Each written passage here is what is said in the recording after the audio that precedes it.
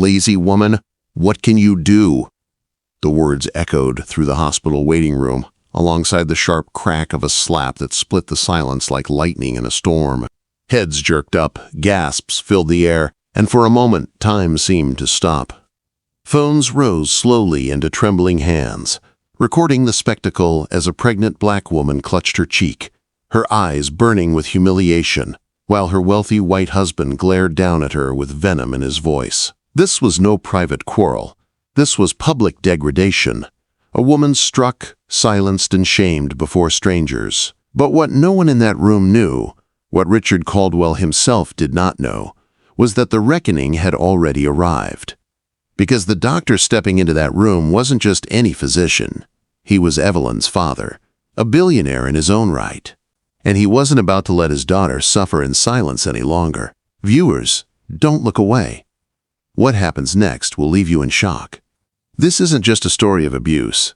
It's a story of power, revenge, and justice delivered in the most public way imaginable. By the time the truth is revealed, the man who thought he owned everything will lose it all. Stay until the end of this story. You won't believe how tables turn.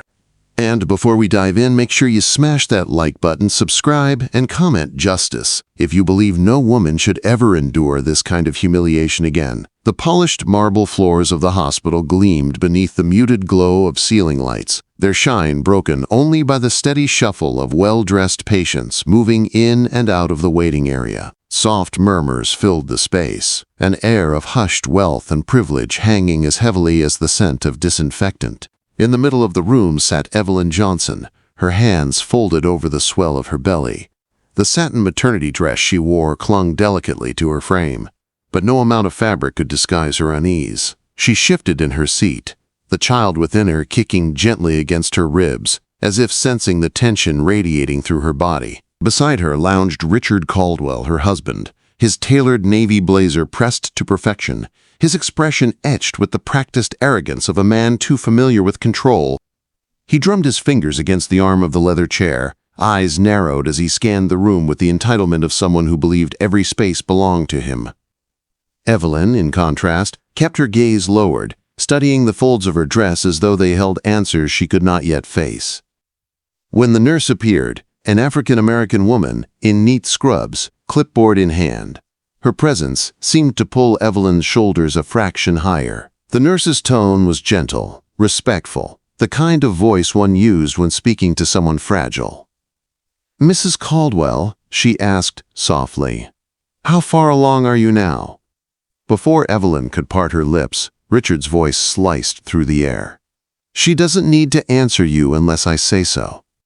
His tone was clipped, dismissive, his words loud enough for everyone nearby to hear. A few heads turned discreetly, eyes flickering between the couple. Curiosity piqued, yet cloaked behind the polite silence demanded in spaces like this. Evelyn swallowed hard, her throat suddenly dry. She opened her mouth, desperate to respond, to reclaim the simplest dignity of speaking for herself. Richard's sharp profile turned toward her, his jaw tight, his glare warning. The room seemed to constrict around her, the weight of every watching eye pressing down. Her lips quivered, and still she hesitated, caught in the web of his control. That hesitation became her undoing. In one swift, venom-laden motion, Richard raised his hand and struck her across the face. The sound cracked through the sterile air like a whip, echoing against the glass partitions and tiled floors. Evelyn's head snapped to the side, her cheek instantly burning, a sting spreading across her skin like wildfire. A collective gasp rose from the waiting room. A man in a gray suit froze mid-sentence, his jaw hanging open. A woman clutching her designer handbag shifted uncomfortably, her gaze darting away as though pretending not to see might absolve her. But others did not look away. Hands dipped into pockets, phones angled discreetly, the glow of cameras igniting in silence. The air itself seemed to thrum with shock, indignation, and the cowardice of those who still chose not to intervene. Evelyn pressed her palm against her cheek, her fingers trembling. Her heart raced, not only from the humiliation but from fear. Fear for the child who shifted within her as if startled by the violence. Tears welled in her eyes, but she refused to let them fall. She clenched her jaw, her breath shallow, her gaze fixed on the smooth floor beneath her feet. To cry here, in front of him, in front of them all, would be to give him another victory. Richard leaned back in his chair, satisfied, his lips curling into the faintest sneer. He surveyed the room as though daring anyone to question him, as though the gleaming watch on his wrist and the Caldwell name that followed him into every elite circle could shield him from consequences. No one spoke. No one challenged. Only the soft, relentless hum of fluorescent lights filled the silence that followed. The nurse who had asked the question stood frozen, her grip tightening on her clipboard, her chest rising with restrained outrage. Her eyes, dark and unwavering, lingered on Evelyn, silently offering a compassion she could not voice. Her position, her job, her very livelihood pressed against her conscience, silencing the instinct to intervene. Evelyn's humiliation ran deeper than the slap. It wasn't just the sting of flesh meeting flesh. It was the cruel permanence of being degraded before strangers, of knowing their eyes would remember her not as a woman but as a spectacle, a victim stripped of dignity. The silence of the room pressed harder against her chest than the strike itself. Richard shifted again, crossing his legs with the smug ease of someone who believed he had restored order. "That's better," he muttered under his breath, though loud enough for Evelyn to hear. He glanced at his phone, scrolling as though nothing of importance had just transpired, his mind already elsewhere, already free of guilt. The weight of the moment lingered for Evelyn like a bruise on her spirit. Inside, a storm brewed, mixture of shame, fury, and a fragile thread of defiance, buried deep beneath years of control. She tightened her grip over her belly, whispering silently to the life within her, "Endure, survive." This moment would not define her forever, but for now, she sat in silence, her face stinging, her heart aching, while the waiting room carried on with its hushed whispers and furtive glances. And though the slap had already passed, its echo lingered in every corner of that polished, pristine space, refusing to fade. Evelyn sat still, her hand trembling slightly against her cheek, though the sting of the slap had already dulled into a deeper, heavier ache. The waiting room's polished calm mocked her, its silence punctuated only by the shallow hum of air vents and the faint squeak of shoes against the marble floor. Every muscle in her body wanted to collapse under the weight of humiliation, but she forced her back straight, forcing her chin upward, though her eyes remained lowered. The silence around her was louder than any sound. Every whisper, every half-hidden stare, every flicker of a camera burned like fire against her skin. Inside her, memory stirred, rushing through her mind like a flood she could no longer keep at bay. This wasn't the first time she had felt the back of Richard's hand, but this moment was different. This wasn't hidden behind closed doors or shielded by the secrecy of their home. This was public, witnessed, undeniable. Her thoughts spiraled back to the countless times he had chipped away at her dignity with words that cut deeper than fists ever could. At the dinner parties, where guests with porcelain smiles praised Richard's wealth, she had caught the way they glanced at her, skin too dark, presence too unwanted. She remembered his mother's icy voice the first night she visited the Caldwell estate. "She doesn't look like she belongs in this family." Those moments had been daggers dressed as whispers. But Richard had been worse. He wrapped his disdain in patronizing tones, mocking the cadence of her voice, questioning her intelligence, sneering at her heritage whenever she dared to speak of her childhood. Once, at a gala filled with polished elites and photographers snapping shots for glossy magazines, he had introduced her not as his wife, but as Evelyn, my beautiful project. The words still crawled under her skin, seared into her memory like a brand she could never wash away. Her hands tightened over her belly now, her unborn child shifting inside her as if to remind her of the stakes. This life, this fragile being growing within her, was the only tether keeping her anchored to hope. She whispered in the silence of her mind, a plea as desperate as it was determined.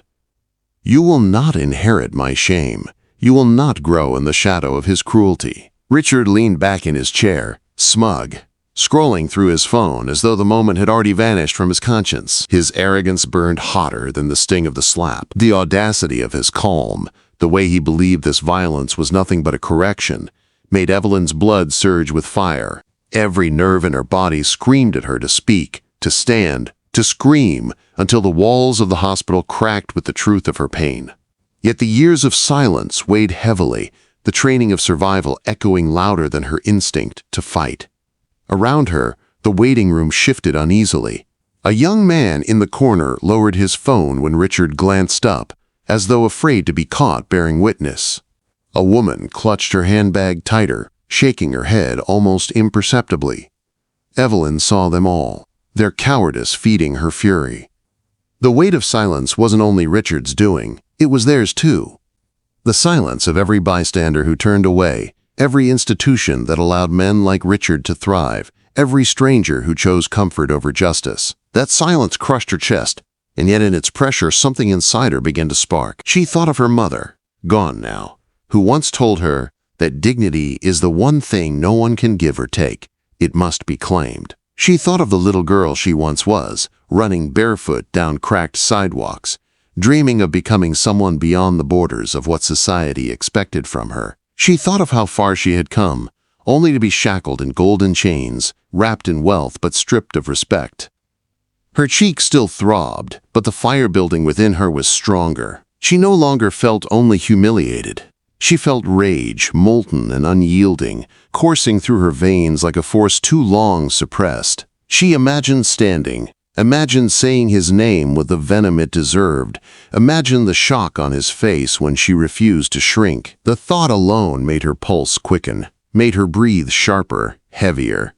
She was not powerless. She had forgotten the strength that lived in her bones, but now it stirred. Richard, oblivious, tapped his watch impatiently and muttered something about wasted time, about doctors in this place moving too slowly. His words dripped with disdain, but Evelyn no longer flinched.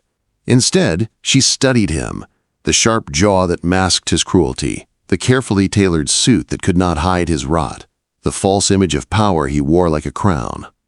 For years, she had lived beneath the weight of his image. But now she saw him clearly, not as a giant, not as invincible, but as a man bloated with arrogance, small enough to need violence to feel tall. The nurse lingered nearby, her eyes steady, her jaw tight, as though waiting for a signal to intervene. Evelyn's gaze flicked toward her for a fleeting moment, and in that brief exchange something passed between them, an unspoken recognition that this moment, this humiliation, was not the end. Evelyn's silence wasn't surrender anymore, it was strategy. She was holding back the storm, and when it broke, it would be unstoppable. She inhaled deeply, steadying herself, clutching her belly with both hands as though drawing strength from the child she carried. The fire inside her no longer burned quietly. It roared, unseen but alive, waiting. Richard thought the slap had restored order, but Evelyn knew different. Something had shifted, something irreversible. For the first time in years, she allowed herself to imagine the taste of freedom. The sound of her own voice breaking through the silence, the vision of Richard stripped bare before the world. And though she said nothing, though she remained seated and silent, the storm inside her was already building, hot, furious, and inevitable. The door to the waiting room swung open with a quiet authority that demanded attention. Conversations hushed. Even the faint hum of whispers seemed to freeze in the sterile air. The man who entered carried an aura that did not need to announce itself. Dr. Charles Johnson walked with a steady stride, his tall frame casting a shadow across the polished floor, his white coat flowing around him like the robe of a judge entering a courtroom. His face was carved with decades of discipline and dignity, every line etched with wisdom and an unshakable presence that made people sit straighter in their chairs. His eyes scanned the room in a single sweep before they settled on Evelyn. The sight of her, cheek reddened, eyes still shimmering with unshed tears, hand protectively curved around her pregnant belly, struck him like a blow he kept hidden beneath layers of composure. For a split second, emotion broke through his practiced mask, a flicker of recognition, a father's instinct roaring awake after years of silence. But he suppressed it, burying it under the calm facade of a physician. Richard shifted in his chair, barely sparing Evelyn a glance as he looked up at the doctor. His tone was casual, dismissive, laced with superiority. "Finally," he muttered, "do you people always move this slowly? We've been waiting." The venom in those words, the careless sting of "you people," rippled through the room. A few faces turned sharply toward Richard, others pretended not to hear, but Dr. Johnson's expression remained unreadable. He adjusted his glasses and approached Evelyn with quiet purpose. "Mrs. Caldwell," he said, his voice steady and deep, carrying the weight of both authority and compassion. "How are you feeling?" Evelyn's lips parted, her throat tightening with words that refused to form. The gentleness in his tone disarmed her, but the weight of her shame held her back. She wanted to answer, but she felt Richard's glare burrowing into her like a hook, pulling her silence taut. Richard scoffed, waving a hand in dismissal. "She's fine. You can talk to me. That's how we do things." His arrogance filled the space, a deliberate attempt to remind everyone who controlled this room. Dr. Johnson's gaze shifted toward him, cool and unyielding. "With all due respect, sir," he said slowly, each word deliberate, "my patient is the one carrying the child. My questions are directed to her." The air thickened instantly. The balance of power had tilted, subtly but unmistakably. Richard's jaw tightened, his face coloring with irritation at being challenged so directly, and by a black man, in a position of authority no less. His laugh came sharp and mocking, his voice dripping with scorn. "Oh, I see. One of those types. Thinks the white coat makes him important. Let me tell you something. Dr. Money runs this place, not you." Gasps whispered through the room. A woman clutched her pearls. The nurse at the desk stiffened, her eyes snapping toward Richard with disbelief. Phones that had been tucked away moments before reappeared, lifted again with sly motions as recording lenses refocused. Dr. Johnson did not flinch. His eyes, dark and commanding, stayed fixed on Richard with a kind of calm that was more dangerous than anger. Inside, however, a fire raged, a fury at seeing his daughter reduced, struck, and silenced. He longed to reveal himself in that moment, to shout the truth that this woman was his blood, his Evelyn. But timing was everything. Justice had to be precise, sharp, undeniable. Instead, he turned back to her, softening his gaze, his hand steady as he offered it for support. "Evelyn," he said, deliberately using her first name, his voice quiet but carrying enough weight to silence the room. "You don't have to be afraid to speak here." Her eyes shot up at him, startled by the way he said her name, as though he had always known it, as though he carried it in his heart. Something in her chest cracked open, a small surge of courage stirring beneath her shame. For the first time that morning, she let herself inhale fully, the sound ragged but alive. Richard bristled, his pride unraveling thread by thread. "You will not undermine me in front of my wife," he hissed, his tone low but dangerous. "Or in front of anyone else. Do you know who I am?" The arrogance was thick, the entitlement blistering. He leaned forward, his eyes narrowing into sharp slits. "I'm Richard Caldwell. I control companies. I fund campaigns.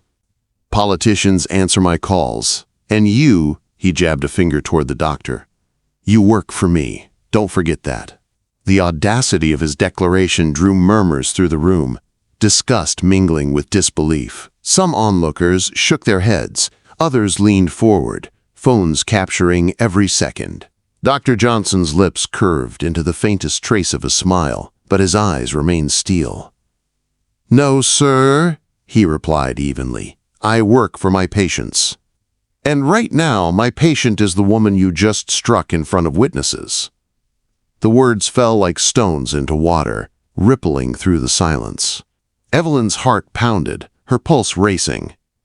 The fire inside her swelled at those words, feeding on the strength in his tone, the subtle protection wrapped in his defiance. For the first time, she was not standing alone. Richard sneered, but there was a tremor of unease in the set of his jaw. His control over the moment, over her, was slipping, though he didn't yet see how far the fall would be. He straightened his shoulders, puffing himself up like a man desperate to reclaim his throne, unaware that the very ground beneath him was crumbling. Evelyn looked between them, the man who had tried to silence her and the one who had spoken her name with dignity. A burning clarity settled inside her chest. Something was shifting. Something unstoppable was coming. And for the first time in a long time, she believed she might survive it. The air in the waiting room felt electric, charged with a tension so thick it made every breath sharp and heavy. Richard's laugh split through the silence, arrogant and grating, a sound that scraped against every wall and nerve. He leaned forward in his seat, eyes glittering with the kind of contempt that comes from a man too used to winning. "You people think a little education changes anything," he sneered, his voice booming as though the room were his stage. "White men like me built this country. Don't think for a second that a doctor's coat puts you above me. At the end of the day, money and power decide who matters, and I own both." Gasps rippled across the room.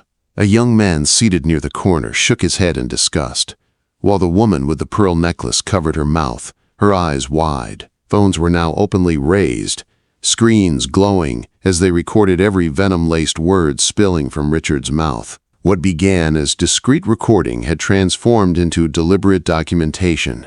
This was no longer a private humiliation. It was a spectacle. Dr. Charles Johnson stood rooted, his posture unyielding, his expression calm but his eyes burning with restrained fire. He did not meet Richard's arrogance with raised volume. Instead, he wielded silence like a blade, letting Richard's own words choke him. That silence was heavier than a shout, more cutting than an insult. It dared Richard to keep speaking, to dig himself deeper, and he did. "You think you're a man of authority?" Richard continued, his face reddening as his voice grew sharper. "You're nothing. You'll always be nothing but a servant in a coat. And her?" He pointed at Evelyn, his finger stabbing the air like a weapon. "She should be grateful I took her out of the gutter. Without me, she'd be scrubbing floors somewhere, begging for scraps. She's nothing without my name, nothing without my money." The words sliced through Evelyn like glass. Her stomach clenched, her hand gripping her belly as though shielding her unborn child from the cruelty. But alongside the pain, something else flared, a furious energy that rose higher with every insult. Her humiliation was still raw, but it was being consumed by fire, an anger that no longer trembled but steadied her spine. She kept her eyes on the floor, but inside she was standing taller than she had in years. The nurse could no longer contain herself. Her voice broke through, trembling but firm. "Enough. Everyone saw what you did. You hit her. You degraded her. You don't get to stand here and act like she owes you anything." Her words cracked the silence, and the room stirred with murmurs of agreement. A man in the back added, "I've got this on video. The world will see it." Richard whipped around, his composure fraying. "You record me, you'll regret it. I'll sue every one of you. Do you know the power I have? Do you know the people I own?" His voice thundered, but the power in it rang hollow now, a desperate echo of authority slipping through his fingers. Dr. Johnson stepped closer, his towering frame casting a shadow over Richard. His voice, when it came, was deep and deliberate, each word heavy as stone. "The only thing people see right now is a coward who strikes a woman. A man so small he builds his worth on breaking others. But you've made one mistake you cannot undo." Richard sneered, though the mask of control on his face was cracking, his eyes darting between the recording phones and the steady, unshakable gaze of the doctor. "And what mistake is that?" He spat, his voice faltering at the edges. "Doctor," Johnson's eyes turned to Evelyn, softening, and then back to Richard, sharpened like a blade. "You thought she was alone. You thought she had no one. But she is not just a patient to me. She is my daughter." The words landed like thunder. The waiting room erupted in gasps, disbelief spreading through the crowd like wildfire. A woman whispered, "His daughter?" A man lowered his phone, stunned, then quickly raised it again, realizing the magnitude of what had just been revealed. Evelyn's head snapped up, her breath catching in her throat, her eyes widening as if the ground beneath her had shifted. Richard froze. His face, once a mask of superiority, drained of color. For the first time he looked small, stripped of the armor he had always worn so easily. He stammered, his tongue fumbling for words. What do you mean?" His voice cracked, the sharpness gone, replaced by an edge of fear. Dr. Johnson did not waver. "I mean," he said firmly, "the woman you just humiliated, the woman you struck, is my blood. My daughter, and every insult you hurled at her, every act of cruelty, has now been witnessed, not just by those in this room, but by the world." Evelyn's chest heaved, her heart pounding as tears spilled down her cheeks, not of shame, but of release. The truth had broken free, and with it came the first breath of justice. Her father's words wrapped around her like armor, shielding her from the weight of humiliation that had threatened to crush her. For the first time, she felt the strength of standing beside someone who would not allow her to be broken. Richard's eyes darted wildly around the room, searching for control, but all he found were cold, judging stares and the relentless glow of cameras capturing every second of his unraveling.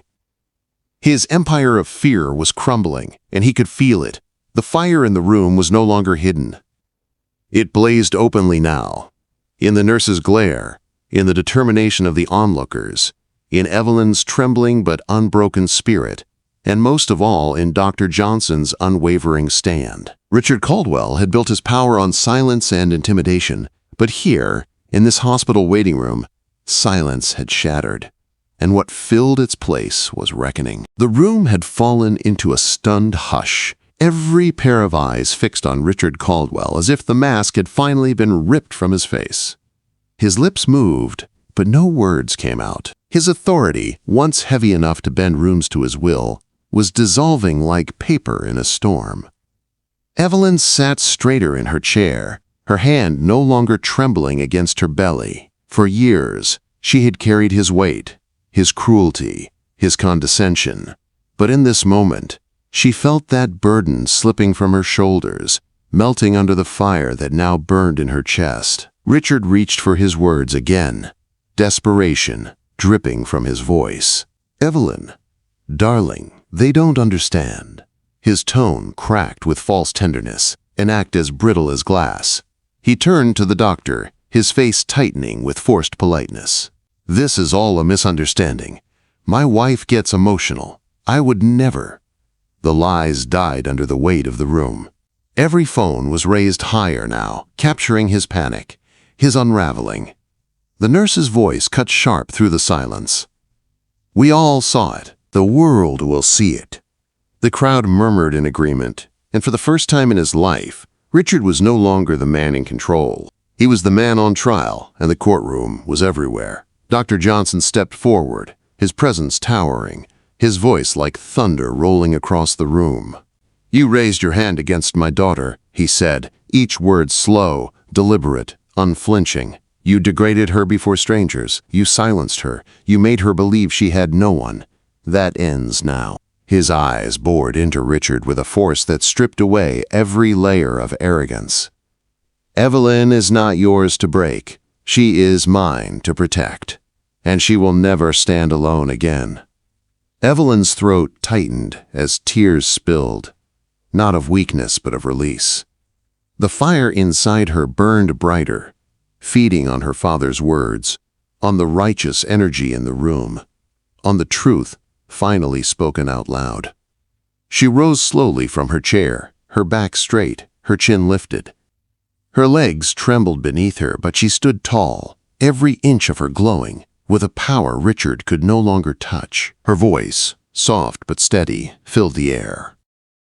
"I am not your possession, Richard. I am not your shadow, your trophy, your burden. I am Evelyn Johnson. And I will not live in your chains another day." The words landed with the force of a hammer, shattering the silence, shattering years of submission. The room erupted in murmurs of approval, some clapping softly, others nodding in solidarity.